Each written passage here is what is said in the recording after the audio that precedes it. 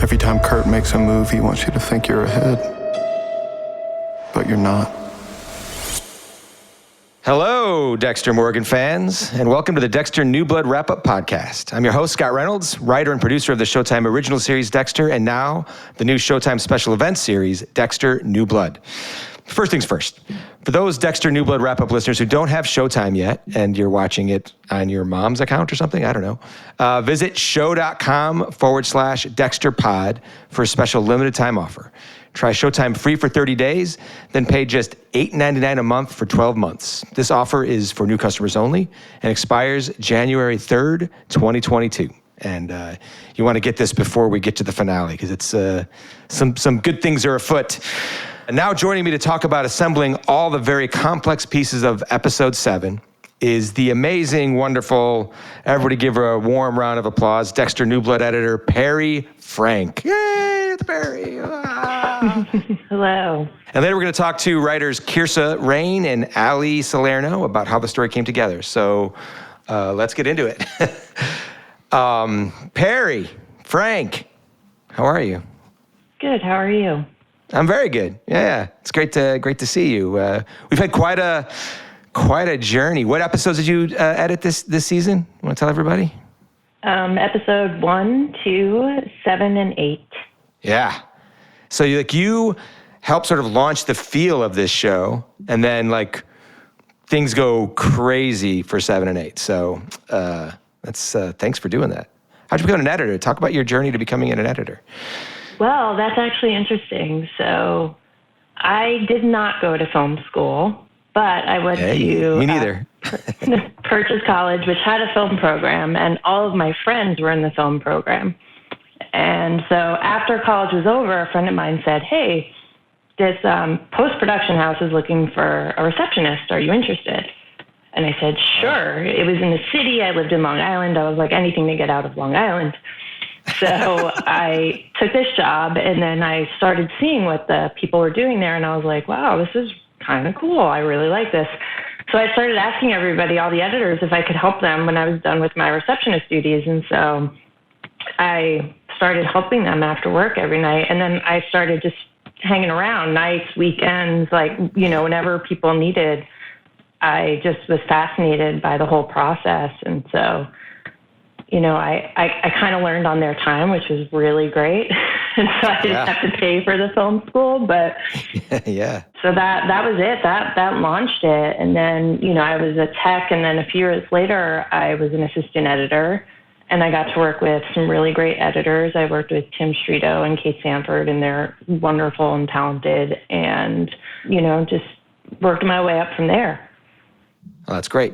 Did you were you like a big film person? Did you go to the movies all the time, or you watch TV all the time, or of course? I loved movies. I loved TV. That was one thing when I was really little. My mom would keep me up on Friday nights, and we would just watch TV together. And I watched a lot of old movies with her. I really loved Doris Day movies. That was a thing we did together. We watched Audrey Hepburn movies. We just, I still watch them all because I love them to pieces. So that kind of launched me into that. Were you a fan of, when you got word that you could do Dexter, had you watched it? Did you catch up on it, or where were you as far as Dexter goes? I was like, oh my God, I could not believe. I was like, if you told 2008, 2009 Perri that she would have an opportunity to work on Dexter, I would laugh in your face. I just couldn't believe it. I was like, this is a show that I watched. I watched it, every week. I'd wait. I'd binge watch. I couldn't believe it, and when I heard it was coming back, I was like, wow, that's so cool. It's coming back. I wonder what's going to happen. And then I get this phone call, and I was like, this can't be real. Really? So I was extremely excited.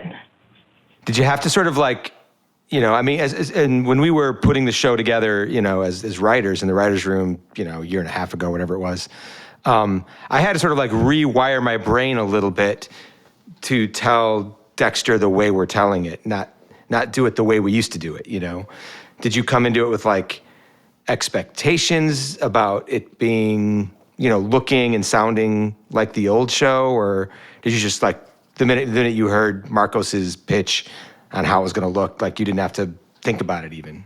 When I heard Marcos and Sandy talk about what they wanted to do, I was like, this is great. Like, this is a new story. We're in a new place with this guy, and he's living this, just whittled down life. And I had kind of been, because, during the pandemic, I hadn't been doing a lot except for watching a lot of television, and I was really into Tiny House Nation at the time. I don't know if I'm allowed to say this, but all of a sudden I started thinking that, like, this is how I saw Dexter, like in this new world where it was just efficient. And, when I thought about it, I was like, this all makes sense and this clicks. And it felt a little bit, yes, we're in upstate New York, so it's colder and whatnot, but like colder in just like every sense of the word, like we're just, it's not the tightness and hustle and bustle of Miami.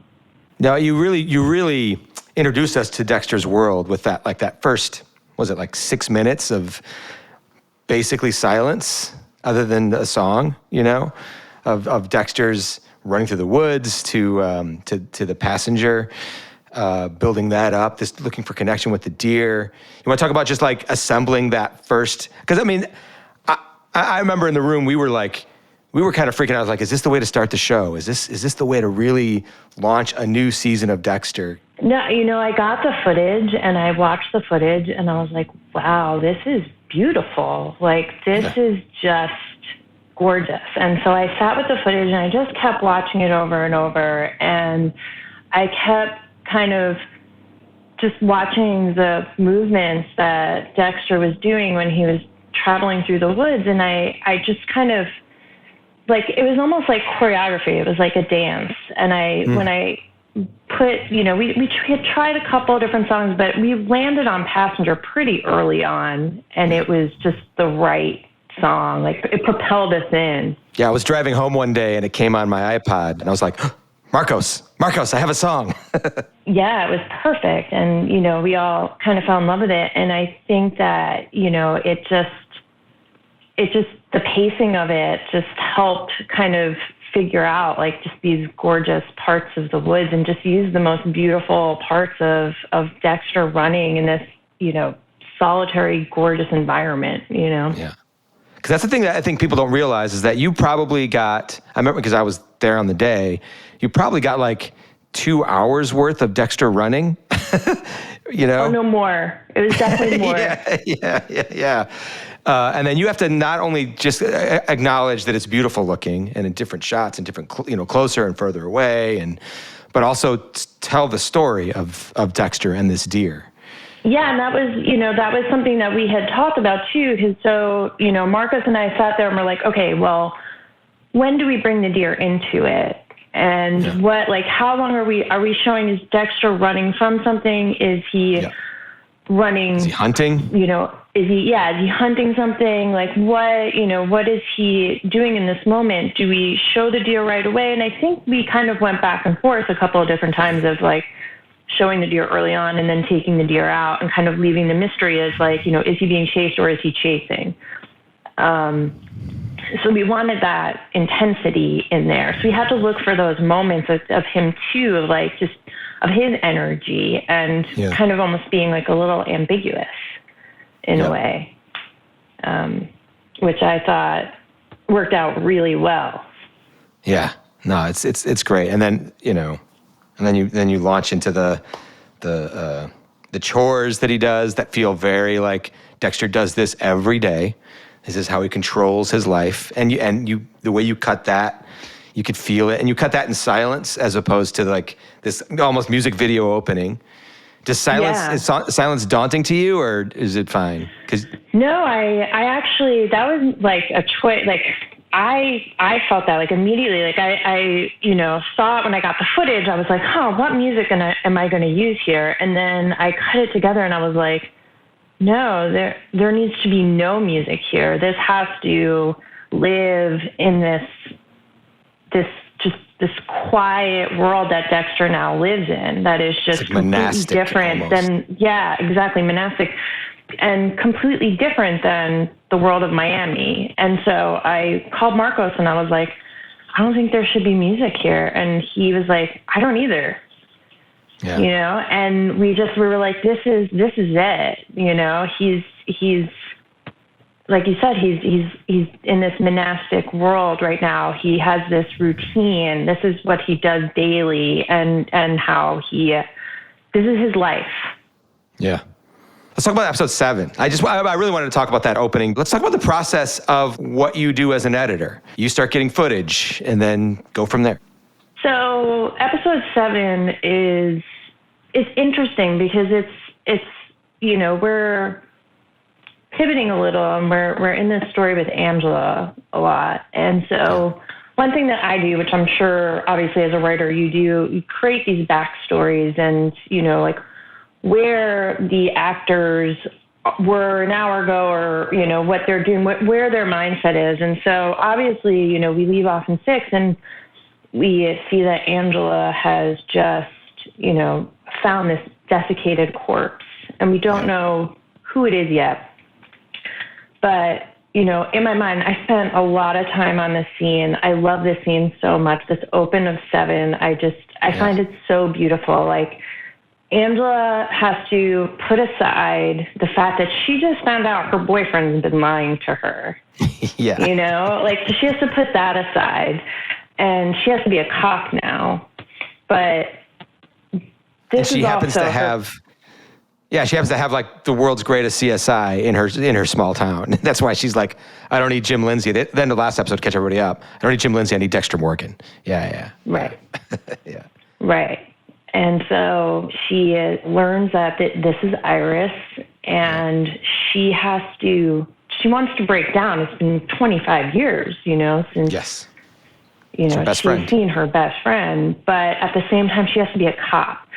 So thinking as I went through this footage, because Sandy did a really great job in directing this episode, and, you know, he really worked with them on getting performances and kind of varying up some of the performances too. And so it is kind of like, again, this is something where like I labored through the footage to just try to create this cop, yet also this is also her best friend that we just found. And this core mystery to her whole life, basically. Yeah. You know? I mean, every scene when Julia would, you know, on set, she would talk about the thing that's always in the back of her head is she lost her best friend, Iris, and it's, you know, kind of her fault. She thinks, you know, whether that's true, it's not true, but that's what she thinks, yeah. Right, and she says that later on, you know, and Molly kind of stops her from that, but becomes the voice of reason there. But she has to also then, at the same time, she has to put aside this Dexter thing. And she needs Dexter for who he is. And so there's a lot happening in this scene. There's a lot of emotion. There's a lot of, you know, trying to, you know, be in the moment and be a cop. Like, there's just so much going on. And I just, in the end, I just kept watching it over and over. And I love the pacing of it. And I love how they work together kind of at the end of it. Yeah, that you really captured a moment on set, the way you sort of emotionally cut it together, the way that when Dexter starts getting really into he's slipping on that old skin again of like, oh, I'm at a crime scene, it's a dead body. You know, we're trying to like call back some of those feelings that Dexter had way back in season 1 with the ice truck killer, finding that body in the pool. Where he's got to sort of like tamp it down because he just wants to touch the body. You know, he wants to solve it, but also he's so interested in death. And then he stops himself and he looks up. He's like, "Is it okay?" And that was me too. Like where I was trying to with him like cut a little bit, like put a little pace his stuff up. So it was like, look, he's excited, but he's trying not to be too excited, but he's very excited. Like he's doing his thing. This is, you know, he hasn't been able to do this, so he he's in there. And I remember because every so often I would just kind of like flip back through, older episodes, and I would just look, and that was kind of like a callback into some of the older episodes of just that, and I felt like that was the right place to do that, to have him just in his element right there. Yeah. It's like we've been waiting for this. And have her just kind of look at him like, whoa, like this is like this is his thing, like she doesn't know any of this. So, it's exciting. And I feel like even just with the, the music that was composed for it, it was like you kind of bring back the Dexter element of, the Dexter theme to the music, like he's back, I mean, it's a fun moment. This whole episode is there's just so many great moments in this episode. So when you read the script, like, I guess that's what I want to get into. Like, so you have the script in front of you. You read the script beforehand, and then you start getting footage in, and because of the way we shot it, it isn't like a normal television show where we start shooting episode 7, and then you'll just start getting all the 7 footage in. You were getting, running around in the woods was like week 1. The police station was 6 months later, practically, right? Yeah. You're getting it much more piecemeal than a normal television show. So do you just sort of like, you get footage from a scene and then you just start working on that scene, or? Yeah. So I was getting random footage, I was like, oh, okay. Like, like sometimes they'll block an episode, but it'll be like, 1 and 2 get blocked together. Like you were saying, you get, So over a course of 2 weeks. But we were blocking the entire series. So I was getting, scenes I got a couple of things from episode 7 in the beginning, and then in the middle, all of a sudden it was like just we shot 120 something days. And so in day 50, I think I got like a week of footage from episode 7, and then I didn't get footage of it until like the last week I was getting footage, and I was like, oh my God. And so it was interesting watching it come together, because I would get the pieces and I would cut the scenes, and I wouldn't really have, there's a couple of moments where like I think we got like the diner and the Harris and stuff like, about halfway through. Like halfway through at a certain time. So I cut that stuff early on, and then when I got all the footage around it and I cut those scenes, I went back to it and I was like, oh God, I have to rework this. This doesn't work with the scenes before and after at all. Like it worked on its own, but I have to now massage it so that it fits within everything. I think I cut because Harrison, was putting on putting on his work outfit, which maybe it's Harrison, maybe it's Dexter. You feel like it's Dexter. Yeah. He's putting on all the same garb that Dexter did. You mimicked again, like the beginning of the episode when Dexter is about to start working on a body. We get the callbacks to season 1 when he's putting on all his gear. We've seen that happen before with Dexter. Yeah, it was a great hide. Yeah, so I just I had to kind of rework a couple of things in there, make that fit better, and then kind of rework the diner a little bit. It was interesting and kind of creating I call my first version, the rough cut version, kind of my outline of how I outline the scene of here are the beats that I need. So I understand what beats that I need. And then as I get the footage, the scenes around it, I start feeling how I need to bring in the emotion to the scene. And so I start, working on it that way. And then I show it to Sandy, and then he's like, oh, well, by take 4, I had Dexter do this line this certain way. And so we need to sort of emphasize this moment. And I'm like, oh, okay, great. Thank you. This, you're the director. I get it. So then we started to bring those elements into it, and that's really cool. And then I'm like, oh, wow. It's these just little nuances that you're like, oh, wow. Yeah. Now, I see that now, like within the actual scene. And then, you know, we move on to the next step from there, and then we work with you guys, the producers, and then that's like a whole new element of you know, working the scenes. And so it's really interesting, like just how it progresses. And then by the end of it, we're like, okay, now we've found the best parts of it. And I love that. I love that process. I remember like one of the things when I saw the you know, the director's cut after, one of the great surprises was the decision to have Harrison look to camera after he brings the face shield down and then he looks at us, which is a Dexter move. No one else has done that on this show. Did you do that? Was that I know that he performed it, but. Yeah, no, that was Sandy's idea. And when I saw it in the footage, I was like, oh, that's perfect. It's beautiful. Yeah. Like he just, you know, Jack just really just did that so well. You know, he has this really good stare into the camera. That's very, you know, it's kind of scary. Bringing us in. It was pretty cool. The Clash of the Titans scene of Kurt and Dexter. Want to talk about the process of cutting that scene together? Because that's one of my favorites too. Those two, so good. The footage was so good in that scene. Yeah. Like it was just done so well. So, you know, it's not like the cave scene where there's movement and the camera comes in and out. You're shooting through a wall. You know, there's lots of stuff that are going on that you're able to use.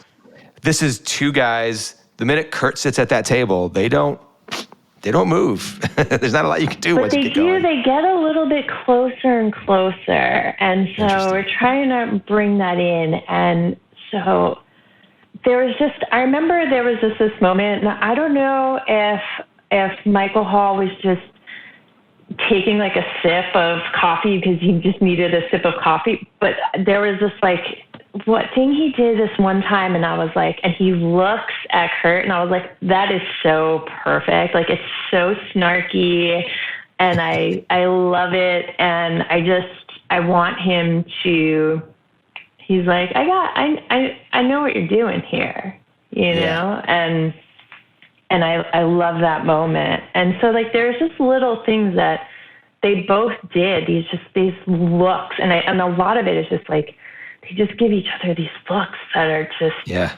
so good and like, you know, because it's all in the eyes. Yeah, it's all they're saying things to each other, but it's the stuff that's traveling. These two killers facing off, you know, traveling. The energy is traveling, but that's underneath everything they're saying. The subtext is what really makes that scene. With watching those two guys, that's what makes it hum, you know? Yeah, and they're calm and like, you know, like they're just, it's and they both think they've got something over on the other person. Like they both think they know something more than the other person knows. Let's talk about Kurt and Angela. You had it's funny, you had like these two very sort of still scenes. You know, the conversation at the table, and then Kurt and Angela sitting across from each other at the interrogation room. You want to talk about the assemblage of that, like how you put that thing together? And again, are you daunted by these scenes when you get to a script and you read a scene and you're like, wow, it's two people sitting at a table? Huh. I do, yeah. I'm like, okay, all right, how is this going to be interesting? But then, you know, the footage arrives and I see like what the director has done and how he's worked with the actors. And again, Sandy did like a really, really nice job here where these two people are also like trying to remain, you know, Angela's trying to be a cop here and remain calm and collected. And, you know, Selena, you know, she might have the guy who killed her best friend. And so she has to do her job here. And again, I feel like she just nailed this one super hard. And, you know, so did Kurt. Like, they were such good, you know, like, they worked so well with each other. Just like sitting there, and she's on to him, and she's, you know, she's not trying to get too excited. but she's got it. Try to let her emotions. Yeah. Yeah. Not let her anger rise up, you know. I can't imagine sitting across from someone that you thought murdered your best friend, you know. And then I can't believe how cool he tries to play it. He's like, I don't know what you're talking about. And he's like, just like, you know, he's all like macho and sweetheart. Yeah, exactly. Like, you know, yeah, sweetheart. And she's like, yeah, we're doing this. And you caught that moment too, just like cutting back to her and seeing that hit her. It's those little moments that make scenes work. You know what I mean? It's not just a bunch of words flying back and forth. It's you always capture like the emotional face-off that's sort of happening in those quiet little moments. Yeah, it's great. That's a lot of watching over and over, you know, like you just got to really just go through that footage, like just kind of keep watching it down and keep watching the takes down to just see like where do they do these small subtle things that are just become, you know, just so much larger and so much more powerful and impact the moment so hard. And Kurt, Angela, they both bring that in that scene really well. So you might watch a take and it's not a great take and you have to resist the urge to be, you know, like they're forgetting lines or something like that, which didn't happen that often, but sometimes it did. And then not just turn it off, but watch it till the end because you might find that moment that you're talking about. Yeah. Yep. Absolutely. Yep. And like sometimes like I'll go back to a take that I was like, I didn't really like that take. They weren't really, you know, like you said, it's like something just wasn't right when I just watched it as a whole take. But then when I'm cutting the scene together, I'm like, I'll remember something that they had done in the take that maybe I didn't like as much. And I will use a moment from there and it works perfectly. Yeah. And so like that's the beauty of editing is being able to go, you know, pull from, you know, take 1 through 8, just all the pieces that you need. Yeah. And then like how great our actors are. And so within that scene, you have to then put together this other scene of the truth about Kurt. When he's telling the story about what happened with Iris, which is very different in the way it's shot from the interrogation scene. It's like a little dreamier. It's a lot more. It's got a sense of perspective. We want to talk about putting together the truth about Kurt, Iris, and little Kurt, and then 20-something Kurt. Yeah. So now we're. You know, Kurt realizes that, you know, he's about to have to get, like, you know, he's going to be, I guess, is this like a deposition? Is that what's kind of? Yeah. He knows he's in trouble. The minute he finds out about the DNA, that it matches to his own because of what happened in episode 3, that he gave his DNA to try to find his son. He's like, all right, how do I get out of this one? Right. Yeah. So he's got to spin a tale, and that's what we're about to see, this tale. And so it's very much shot, you know, in that way. And so we cut to him, and the first thing, you know, when we see this truck go down the road and we see this person in there, it's this beautiful shot, and then the person gets into this truck, and it's Iris. Yeah. And the person in the truck introduces himself and he says, I'm Kurt. And now Kurt's telling the story that this is his father. Yeah. And so this is the first time we're like, oh shit, you jerk. Well, to be nice. It's a nice term. And we're like, oh shit, where is it? You know, like how is this going to unfold? Right. And then, you know, we start to see this tale unfold, and Kurt, you know, we go back and forth from present to Kurt's story in the past, and we just see Kurt starting to ham it up, you know, and Angela's not buying it for 1 minute. She's like, come on. And the lawyer is just, he's in it. He feels bad for Kurt. He's had this really, he grew up he had this abusive childhood. His father was abusing these women, and then, that little bitty Kurt was great. That little kid was, every take, he broke your heart. Which is kind of the secret to having a good big bad, is like, there should be some story that kind of breaks your heart a little bit. So you're like, I kind of get it, but I don't know. You could have handled it differently. Yeah. And then, he picks up Iris, and then, there is a moment where he's like, I'm going to bring you home. Like, you shouldn't be out here by yourself. And it's going in the right direction. And then all of a sudden he clicks, and he's like, it's almost like he is, I'm saving you from what's out there. Yeah. Yeah. And it's like, you could have handled that a little bit differently. Bad patriarchy. Yeah. I think there were other choices to be had. And young Kurt, he was great too. And cause he has this innocence to him as well. And so he was really good. And then we see the moment that he makes a decision, and that launches him into the man that he is today. Yeah. Just chasing that thing, that thrill, that, his power, evil intent. Yeah. Yeah. It was, again, another scene you cut together so beautifully. You had great footage from Sandy and great performances from all the actors, of course, and a pretty good script, But it was a joy to sort of see that whole setup.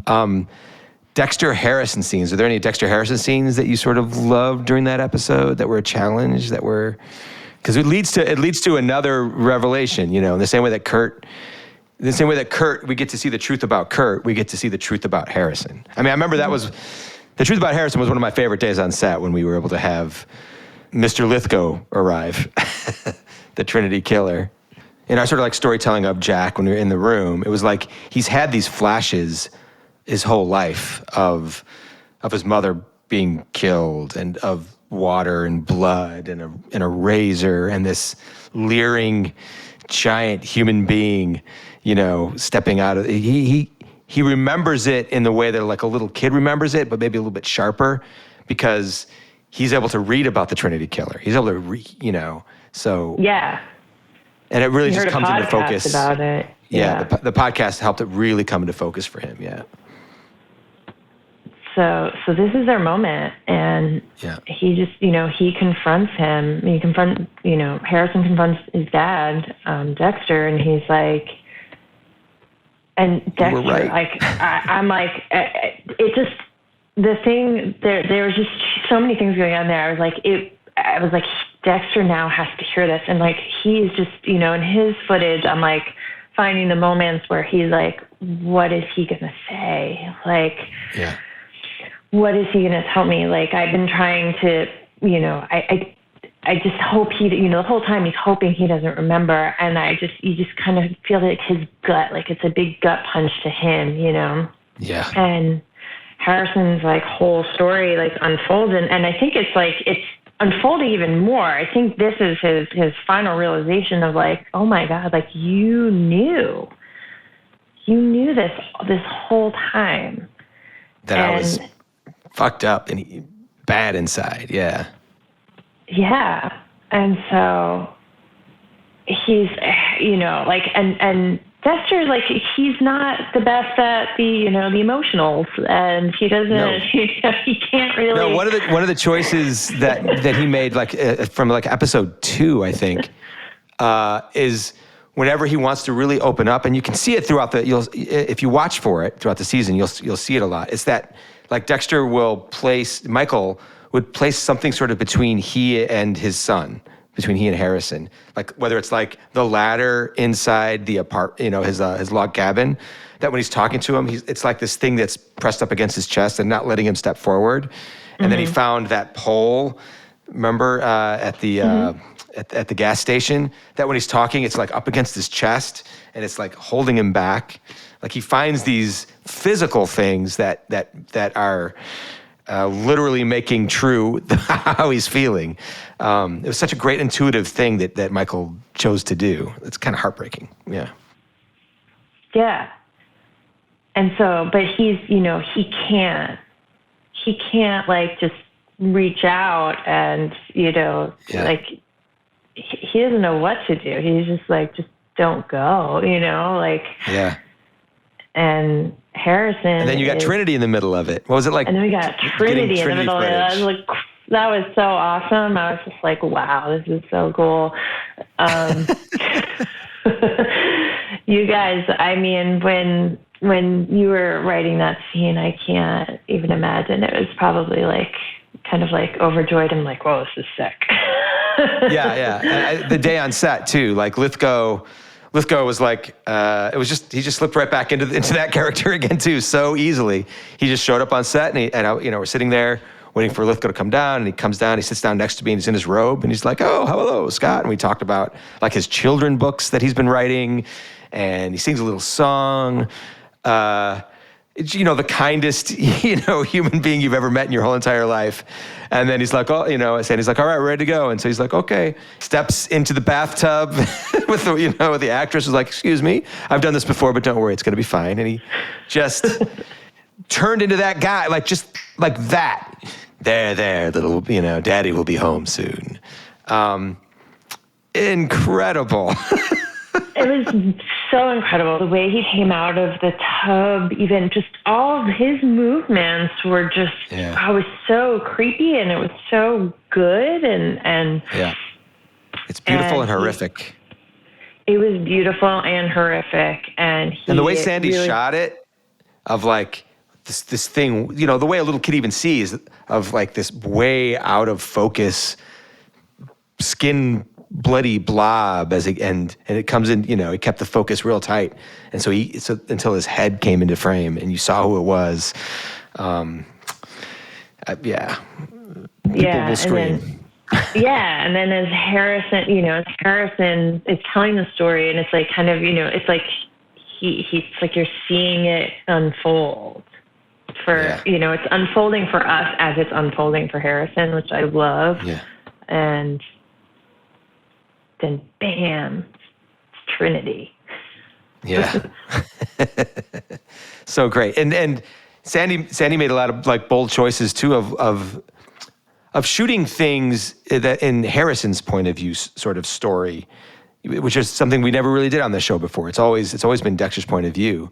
But even like shooting down low and looking up at Harrison in those sort of weird angles, which are things we mostly save for Dexter and voiceover and things like that. They're sort of sharing, there's lots of moments where Harrison's sharing perspective and point of view with Dexter. And the way you cut it together, it just sort of feels natural. It doesn't feel jarring or anything. I felt like, this was the kind of the first time that we've done that. And so at the same time, I had to try to keep it as also, this is also Dexter, like his story as well. So there was, his story is Dexter's story. Yeah, exactly. Yeah. So, keeping him throughout that, and, he knows what Harrison is about to say. He just doesn't want him to say, he doesn't want Harrison to know that, Yeah. And then finally Dexter gets to that point where he's like, that's it. I'm going to ignore what my ghost dead sister says to not reveal the whole truth to my son. I have to tell him everything. And in walks Elric Kane. Scary, big, burly Elric. Yeah.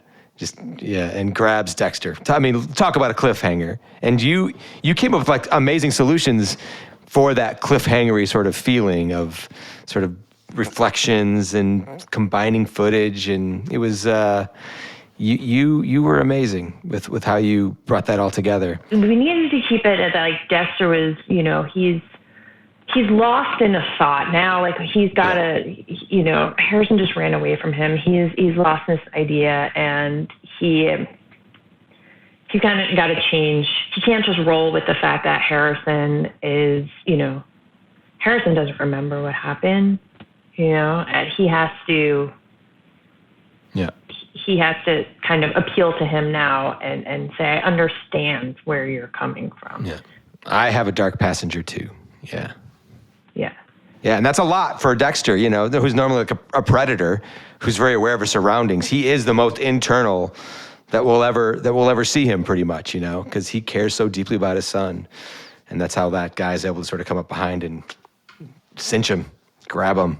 The giant. Elric Kane, the giant, yeah.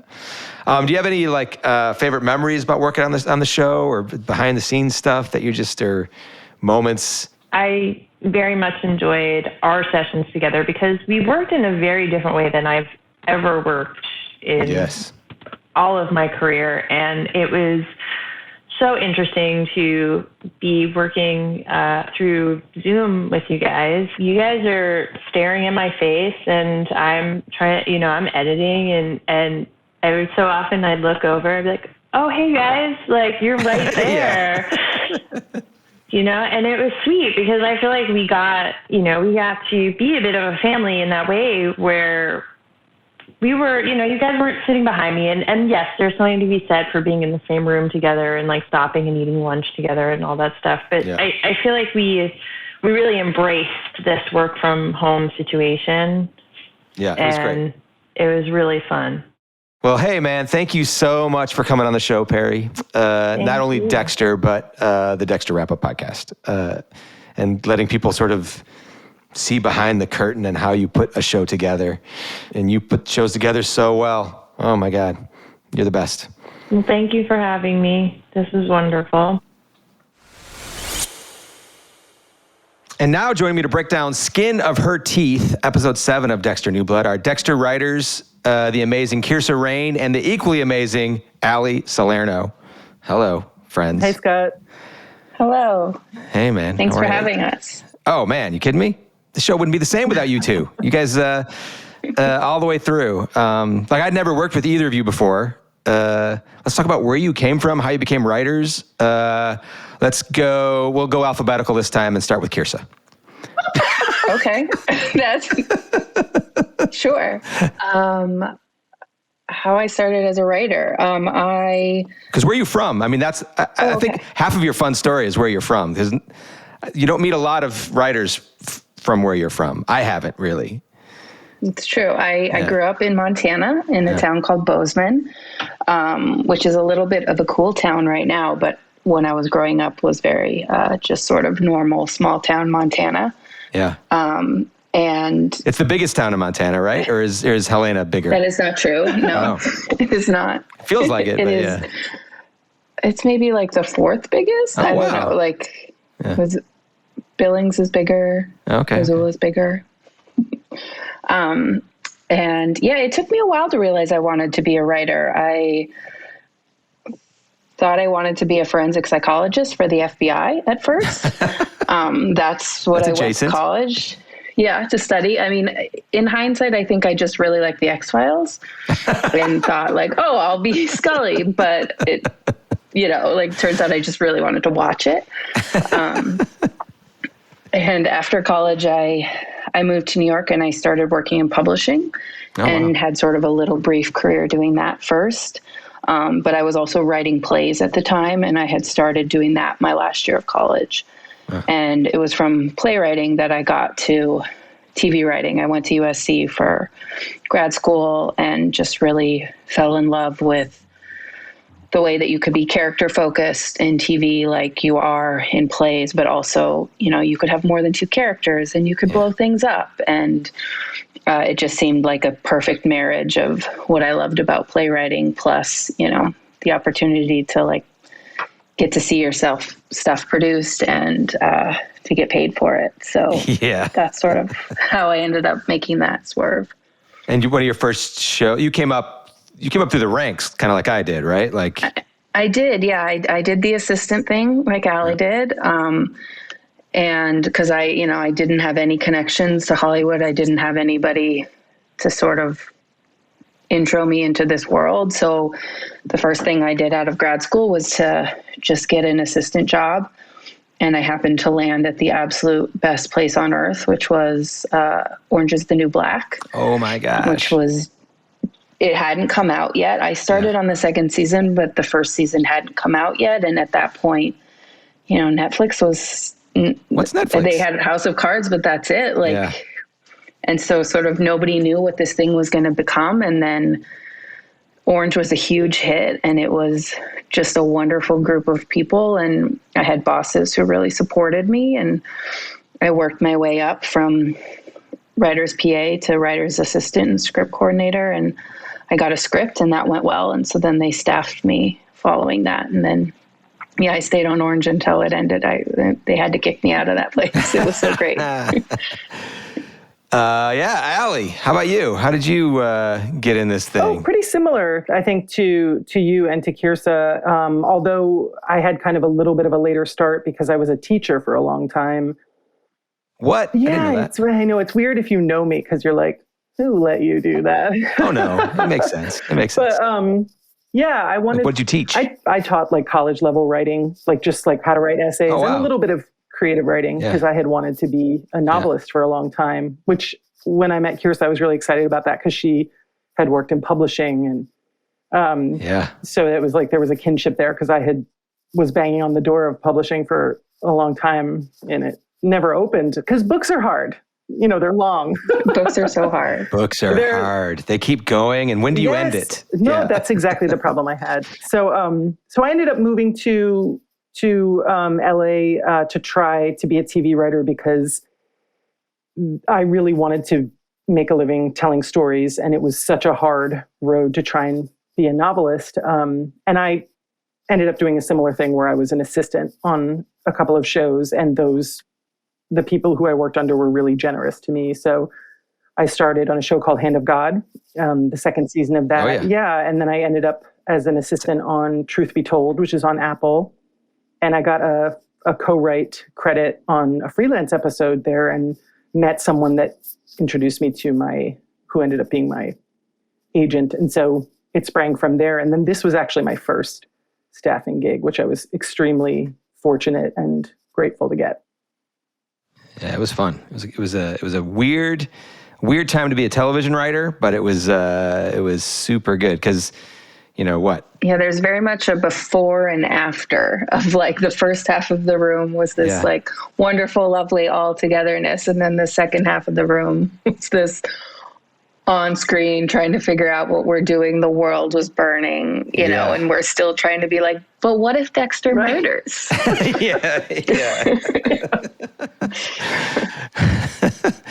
Yeah, Harrison wants to wrestle. Yeah. Forget about your existential dread. Yeah. No, but it actually was so great to have the room to go to when COVID first hit and to sort of have something to do and to not actually have to stress about it all the time. I feel like that helped me get through it a lot. And the way we did it was I went into the offices that we had because nobody was in those offices, and was by myself. Sometimes I brought my dog, Mia, and then set up the Zoom camera toward all the boards, and then you guys were all somewhere else, and I had my ear pods in. And every once in a while, the custodian of the building, whatever, would sort of look in the room, and I'm in there by myself, maniacally writing all over the boards and talking to no one, laughing at an alley joke, and they have no idea what's happening. Yeah. On shows since then, people have been like, well, what's your Zoom protocol? And I've thought of Dexter. I'm like, well, we could rent an office, but only one guy will go there, and he will have the board and be looking at 10 screens. It was just very strange when we think of it now, because it was on the fly. Yeah. But it saved us. It felt closer to normal anyway.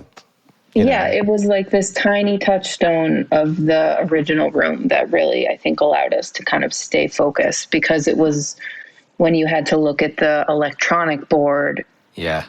It was just so hard to sort of look at that and be looking at faces, and being able to see you physically write on the board. Yeah. It was really calming. Yeah. And I have great handwriting as opposed You have to such good handwriting. Tony Saltzman's handwriting, which was, Yeah, not great. if there's anyone that's a No. serial killer in our show, it's probably him. Yes.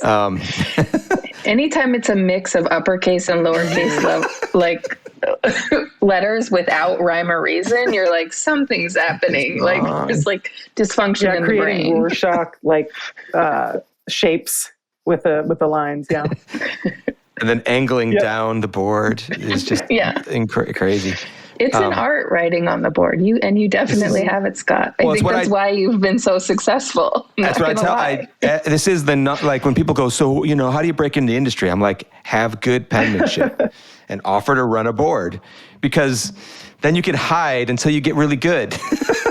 And you look like you're always contributing because you're writing everybody's good ideas down, and then you're also like imprinting in your head what works. Right. It always amazes me when I meet young writers and they're like, yeah, I would do it, but my handwriting's bad. I'm like, ugh, get better. You can practice. Yeah, you can do anything. We're great. So let's talk about the process of breaking this episode. The title, I can't remember who came up with the title. Did you guys because you guys sort of split this thing up, right? It's a Clyde Phillips special for sure. Oh, is that Clyde? He had it, and he had it from the very beginning. I feel like it was one of the few titles that I feel like we always kind of knew what it was, and it always stuck. Yeah. That's my memory of it. No, that sounds right. I hope it's right. Because this was. I remember we were all very excited about this being the return of Dexter Morgan, the blood spatter analyst. Absolutely, the CSI guy. Which had to be great for you, Kirsa, now that I know that you secretly just want to be a forensic analyst. I mean, it was very exciting to write that cave scene, but it was also it was a hard scene to write because you were dealing with, on one hand, you have Dexter and he's so excited to do this thing, and it's this thing that the audience has wanted to see him do. And so just like keeping him excited, but also this horrible thing has happened. Yeah. And it's very specific and emotional to Angela. So, even though Dexter is not somebody who's always the most in touch with human emotions, like he had to walk that line of like, he couldn't, portray it with complete glee. Yeah. He had to be respectful of what's happening. And she is obviously trying to be professional, but also dealing with something so personal. And it took a lot of writing and rewriting to get it to a place that felt real. Yeah, because everything's heightened. This is Absolutely. the core of Angela is looking for her best friend and hoping something terrible didn't happen, but knowing in her soul something did. And then you got Dexter's like, oh boy, a body. That really comes across in the scene too. Like it feels like, okay, well, he is at least the exact right person to be here when this happens, because he just kind of goes into that mode, and it's very fun to watch as a fan, and also understanding that he's going to get to that place. But you also see it as a way that he can be there for Angela. Yeah, and it's also one of those rare moments in the show. I mean, I remember us talking about this in the room. We're like, is it good or is it bad? But we ultimately said it was good, where the audience is ahead of Dexter. Most times we're with Dexter. We find out things when he finds out things. But, every once in a while we'll show the serial killer before Dexter knows who it is. But in this one, Dexter has no idea when he's about to get pulled over. He thinks it's just another, bump, bump, bump in the road. And instead it ends up being Dexter Morgan. Right. I remember another sort of little argument in the room, not argument, but just like discussion that we had in the room was as Dexter is going over the body, the decision to pull the tooth out or not to pull the tooth out, or, and ultimately we landed on popping that thing. Yeah. The internet might, come for us. I don't know. It might not be protocol, but it just felt like such a satisfying moment to see the tooth, to see, him take it. And I think it worked really well. Yeah. It's really creepy. Yeah. Like visually it's, and that body was great on set. It was, Melanie Tooker and K&B, came to set with with this desiccated body and jeans and, the Mohawks sweater. Yeah, it looks great. Because the high school used to be... It looks really good. Yeah, it was great. The high school used to be the Mohawks, and then they changed it to Hawks because they should. Yeah. Mm-hmm. That was great in the room also. Audrey and Harrison have some tough moments in this episode.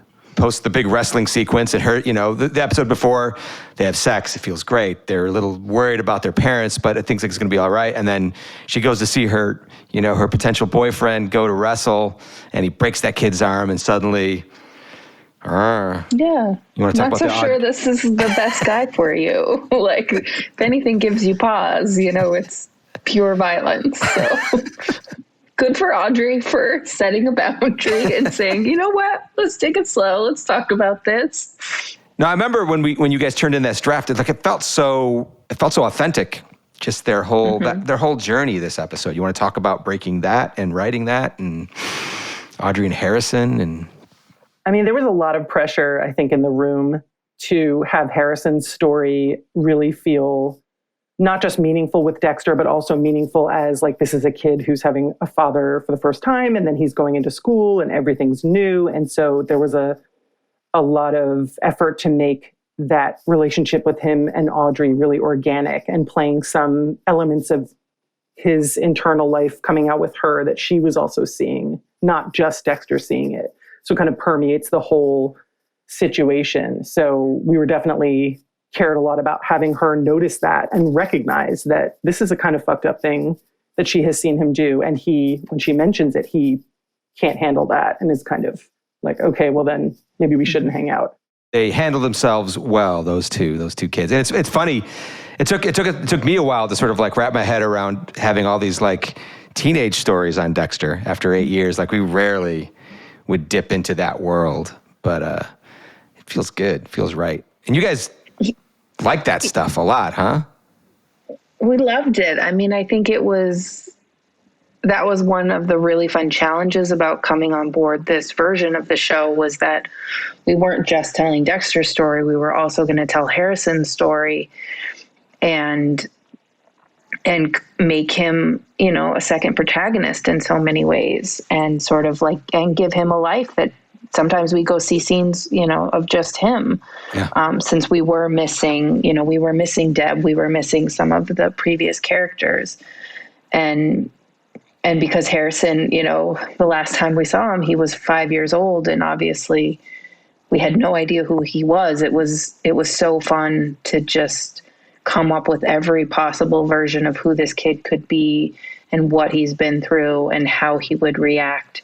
And now watching it come alive and just seeing the amazing casting that you guys did. Like, I mean, that breakfast scene when they're eating and it's just exactly the same. It's so great. Beautiful. Like, they're just like, we all had this vision of who Harrison would be, but like, he was completely imaginary. And to now see him so perfectly brought to life, and to not be, I don't have that feeling when I'm watching him. I'm not thinking, what's up with Dexter? Like, I miss, where sometimes you do when you're watching a show, you're just not interested in another character. And I feel like Harrison pops and he owns the screen in that way. And it's really exciting. I mean, this isn't... I was just going to say, it injects like that sort of fun teen element of like, we see him going through some of these milestones that we maybe haven't gotten to see necessarily with Dexter as much, except in flashback. So it's like so cool to see, like, obviously we know this guy's father is a serial killer, but like also he's worried about girls. So you get to see that too. And that's really fun.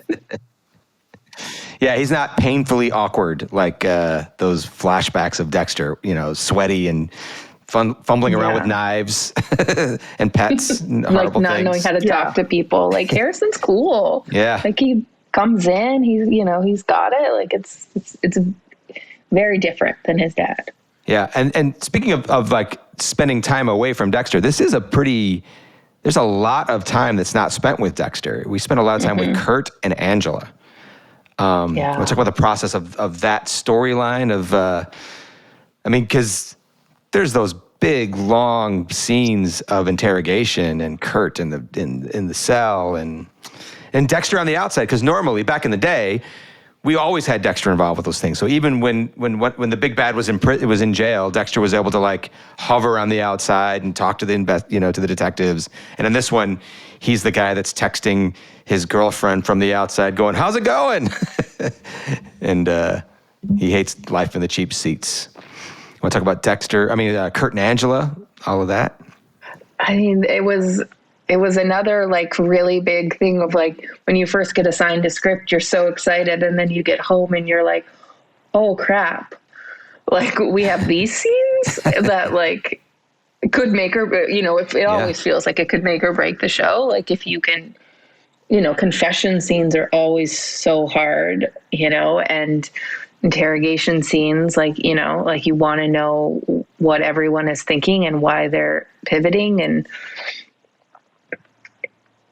it was definitely a challenge. I think what was so helpful in writing those scenes is that Angela she's not purely there as a cop. She's not purely there, looking to solve a case. This is the most personal case to her. This is the thing that made her want to be a cop. This is the defining moment in her life where she took a turn, because of this thing that happened and the regret that she feels over not going with Iris that day. And that question of what happened to her has just always been there. And to now have that answer and to possibly be close to figuring it out. Yeah. She's trying to be professional, but she's also like barely holding it together. And so that made it, that much more juicy to write and not just a typical, like, I want the truth. Yeah. Police interrogation. Yeah. Exactly. And by the time what's his tell? Right. And we had a lawyer, as you both knew, in the room, like Warren was, and I feel like we had a lot of those conversations where everybody kind of knew what we were driving toward, but it was delicate to see how we got there. And there was definitely that, I think Scott and Clyde called it like the heat scene of Dexter and Kurt in the diner, where it was kind of going to be, like a game recognized game moment. And that was going to be the moment when Angela kind of came in to get what she thought was going to be her win. And then it doesn't turn out that way. And I know we had a lot of conversations about that. And also just like, what is Dexter doing sitting down having pie with this guy right now? Right. That look she gives Dexter, there's a lot. Yeah. A lot is said in that look. And Dexter's just like, hey, good, arrest him, get him out of here.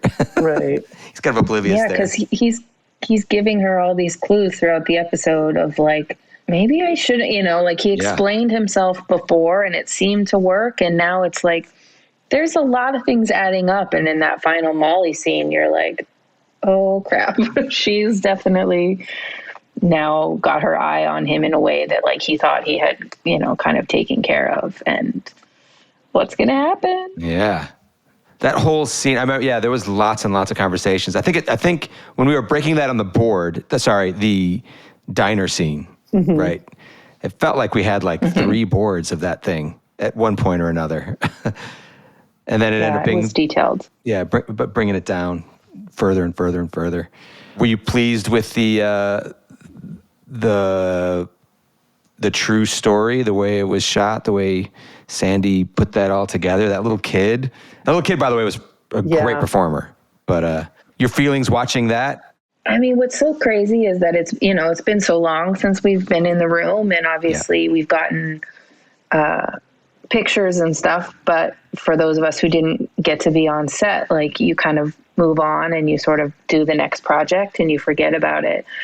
And then just starting to watch it and sort of being like, oh, right, I wrote that. Oh my God, that was so cool. Oh, this is this part. This is when this happens. And like, I've really been able to watch so much of the season as a fan because I was a huge Dexter fan before this. And so getting to write on it and then also having the experience of actually getting to watch it and having that slight amnesia has been awesome because I completely forgot. Like when it came to that moment, I was like, oh, right. That's what happened to Kurt. Yeah. His dad was the dirt. Right. And it's a huge revelation. His dad was a dirt. Yeah. And it's like, it has a lot of symmetry for the moment of this season too, because you're watching that little kid seeing his dad doing this really messed up stuff, and it just echoes in a way like it's almost the perfect villain. And just the way too that Angela doesn't believe it, to her credit, but also the viewers understand what we're really seeing.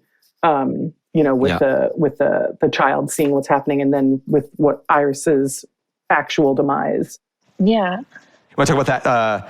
How you guys put together that final scene between Dexter and Harrison after Harrison like slashes the kid and Dexter grabs his son and saves him from the Moose Creek Kids. Mm-hmm. Sounds like another spin-off show, the Moose Creek Kids. Right? More of a comedy, but... Yeah, I mean, I think in the room, that was a big pivotal moment that everyone was building toward. And then in the process of the actual collaboration on the script, which was Kirsa and Veronica and myself, like that was clearly going to be the oh shit reveal of, wait, Harrison actually remembers everything. And so all the tiptoeing around that Dexter's been doing, obviously Harrison doesn't remember anything about Dexter's culpability in any of it, but he's now realizing the worst connection I could have possibly had with my son, and that I was hoping I never would have with him, is the connection I have with him, and that we were both quote unquote born in blood and that kind of thing. So I know we approached that with a lot of gravitas, that final movement at the end. Yeah. And then, you guys got to write a Trinity scene.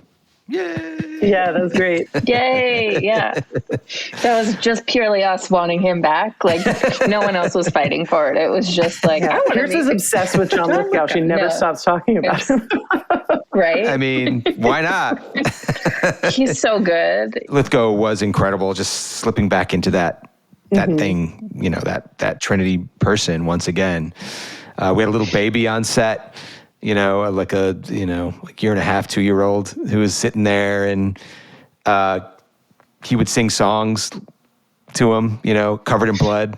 Just no awareness of how terrifying that must be. That now, 20 years from now, we'll be doing a podcast about that poor kid. I know, the kid loved him. Yeah, it was because he was singing a song about walking a dog. You only hear good things about John Lithgow.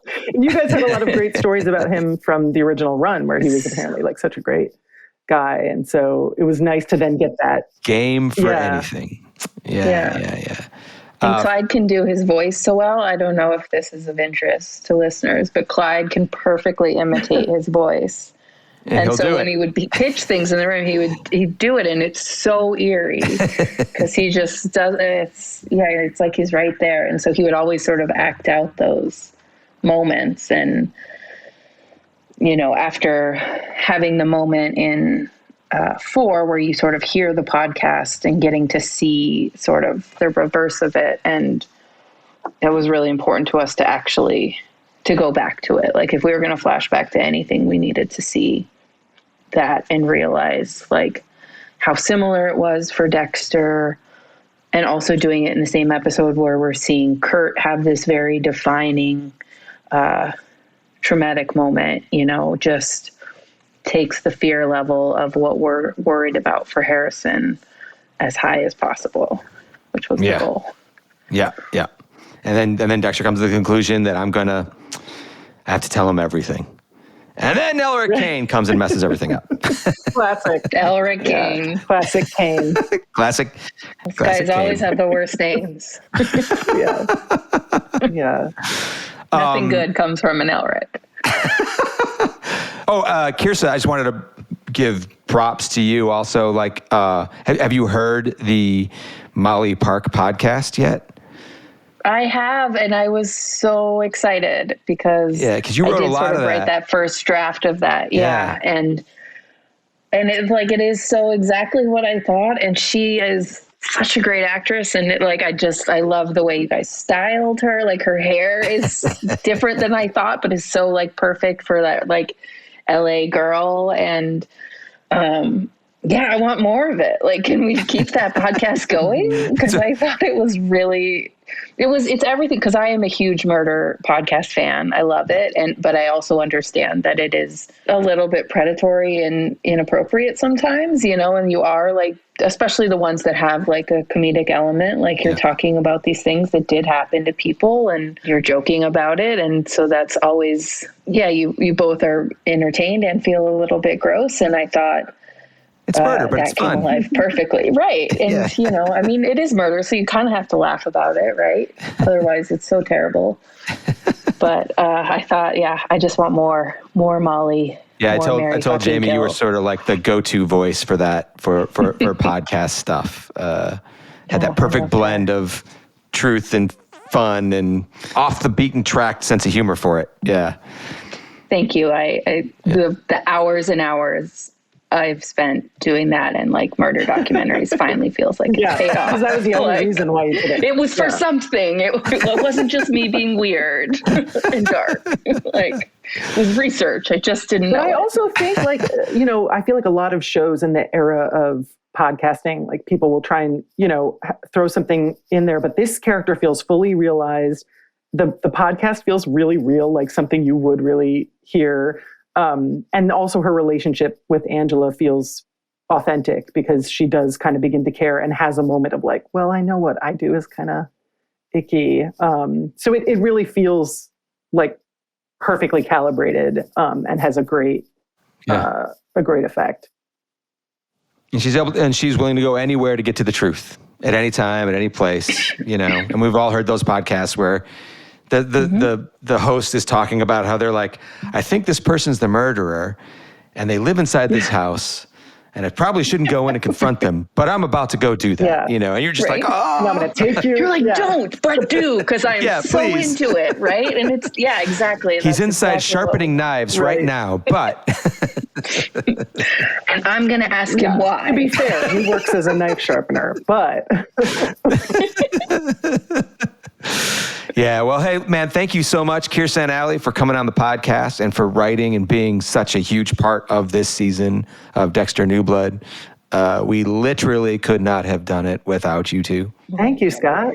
Thank you for having us. And it was the best. I think it was the best job for both of us. So yeah, it was great to work with you too, Scott, because you were like the number one banner holder for Dexter, and you were such like a wealth of information the whole time, just really having that deep knowledge. It was great. 8 years on it. Yeah, we'd be like, what happened? And he'd be like, well, in this one episode, this happened. It was always, you knew everything. And it was also great because you would just explain things if we didn't understand something. You'd be like, well, no, here's what was happening. Because I came up like you guys. Like I was an insider. Yeah, I was a writing assistant on season 1, and moved all the way up through it, held on tightly. Well, that's a wrap for this week's episode. Listen every Tuesday and subscribe to the Dexter New Blood wrap-up wherever you get your podcasts. And watch Dexter New Blood Sundays only on Showtime. This official podcast of the Showtime original series Dexter New Blood is produced by Showtime in conjunction with Malka Media.